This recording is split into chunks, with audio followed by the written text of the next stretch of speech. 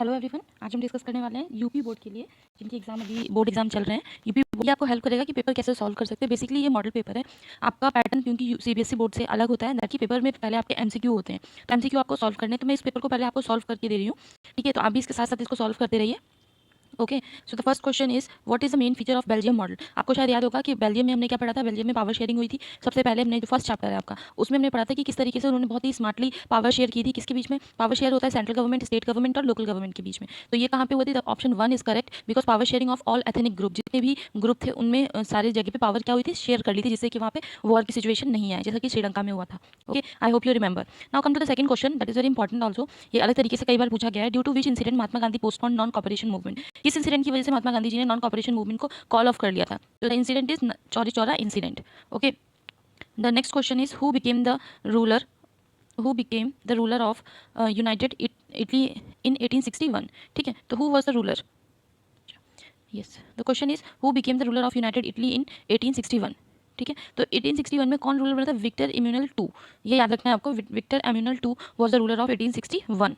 Okay, next question is who wrote the book Hind Swaraj. Hind Swaraj किसने लिखी थी? हम सबको पता है, महात्मा गांधी जी ने बुक लिखी थी ये हिंद स्वराज। इसमें उन्होंने ये भी लिखा था कि हमारा शोषण तभी कोई कर सकता है जब हम उनको सारी सुविधाएं मौजूद कराते हैं। मतलब कि ये कि उन्होंने बोला था कि अंग्रेज हमारे ऊपर शासन इसलिए कर रहे हैं क्योंकि हम उन्हें करने दे रहे हैं। ठीक है, उसके बाद ही उन्होंने नॉन कॉपरेशन मूवमेंट को लॉन्च किया था।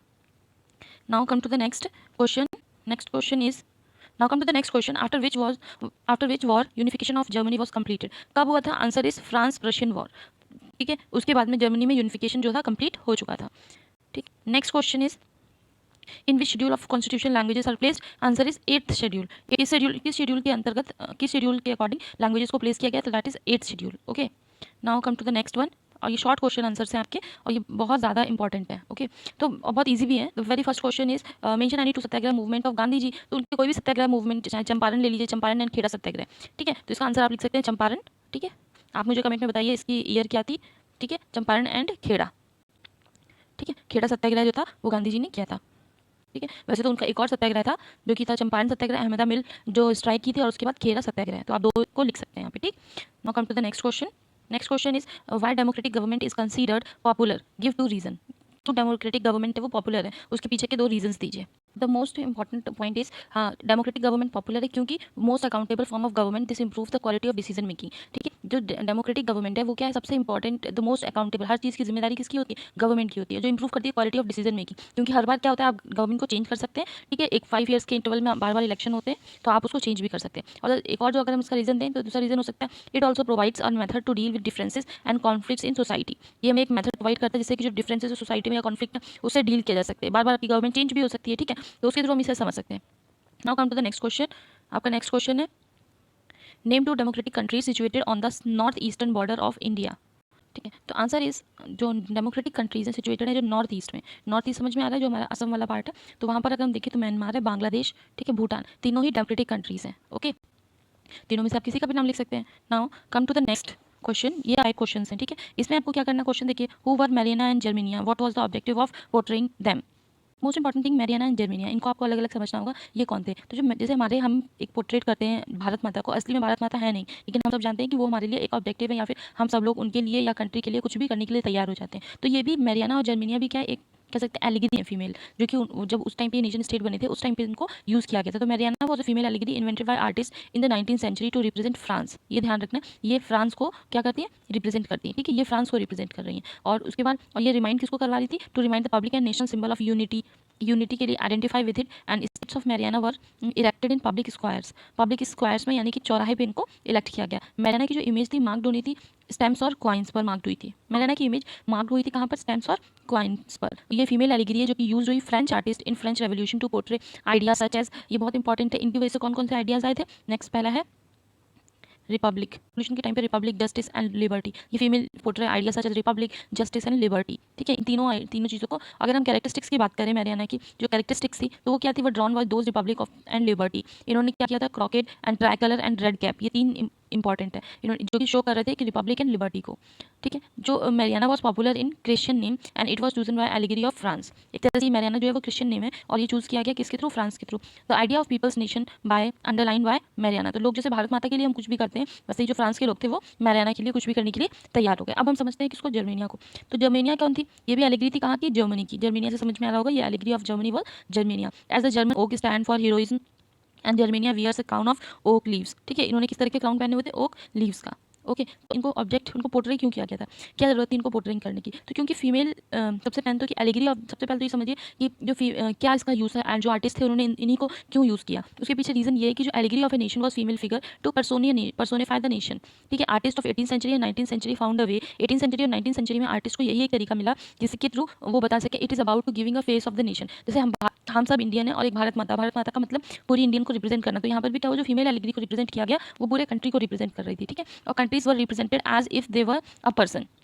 ठीक है, नेक्स्ट अगर हम बोले तो female figure were use to portray a nation. Female figure को यूज़ किया गया कि पूरे नेशन को पोर्ट्रेट करने की in a concrete form to give an abstract idea of nation to female form was chosen. एक तरीके से हम ये कहते हैं पूरे देश को एक करने के लिए फीमेल फॉर्म को यूज़ किया गया, फीमेल को यूज़ किया गया, जिससे कि कहते हैं ना कि वो यूनाइट कर सकती है। And female form was the chosen did not stand for any particular female in real life. और सबसे इंपॉर्टेंट ये था कि ये दोनों ही फीमेल को चूज़ किया गया, ये रियल लाइफ में नहीं थी। जैसे भारत माता की अगर हम बात करें तो भारत माता रियल में नहीं एग्जिस्ट करती, यानी कि कोई भी ऐसा नहीं है जो भारत माता की तरह लगता हो या रियल लेडी कोई ऐसी नहीं है। ठीक है, उसी तरीके से मैरियाना और जर्मनी फीमेल एलिगरी उनकी तरह कोई रियल लेडी नहीं थी। ठीक है, तो मुझे लग रहा है कि ये क्वेश्चन समझ में आ गया होगा।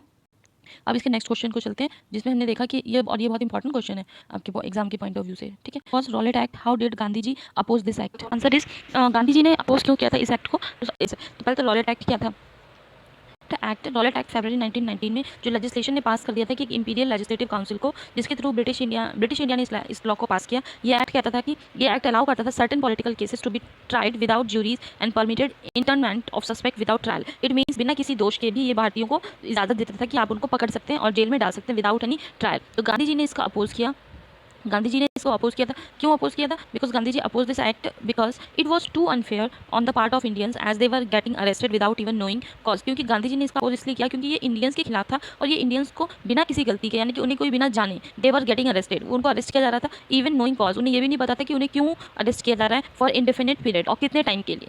तो ब्रिटिशर्स ने इस एक्ट को बहुत ही गलत तरीके से यूज़ किया to suppress peoples who were fighting for freedom, right. तो ये था आपका answer. Now come to the next question. Mention three challenges present democratic system. Mention three challenges of the present democratic system. हमें elaborate करके लिखना होगा इन तीनों challenges को हमें एलोबरेट करना होगा। ठीक है, तो द फर्स्ट चैलेंज की अगर हम बात करें तो first challenge is foundational challenge, उसके बाद the challenge of expansion and the challenge of deepening of democracy. इन तीनों हेडिंग्स के अंदर में आपको अपने पॉइंट्स और उसको एक्सप्लेन करके लिखना होगा। First one is foundational challenge and foundational challenge है, उसके बाद आपका हो जाएगा चैलेंज ऑफ एक्सपेंशन, उसके बाद है डीपनिंग, राइट। इन तीनों को आपको मिला करके लिखना होगा एक्सप्लेन करके। Next question is responsive governance and transparency are necessary in democracy, give your opinion in favor of it।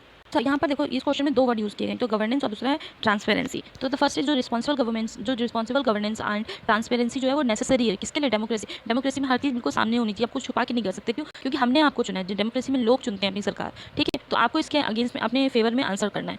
तो इसके लिए आपका ओपिनियन होता है कि जो transparency is important principle of good governance sense a degree of clarity and openness. अगर हम बात करें कि ये सबसे पहला और इंपॉर्टेंट प्रिंसिपल है किसी भी गवर्नमेंट के लिए इन अ डेमोक्रेसी। क्यों, क्योंकि डिसीजंस कैसे लिए जा रहे हैं, किस तरह की कैपेसिटी बिल्ड की जा रही है, कैपेसिटी ऑफ ए पुअर और the marginalize to play a important role.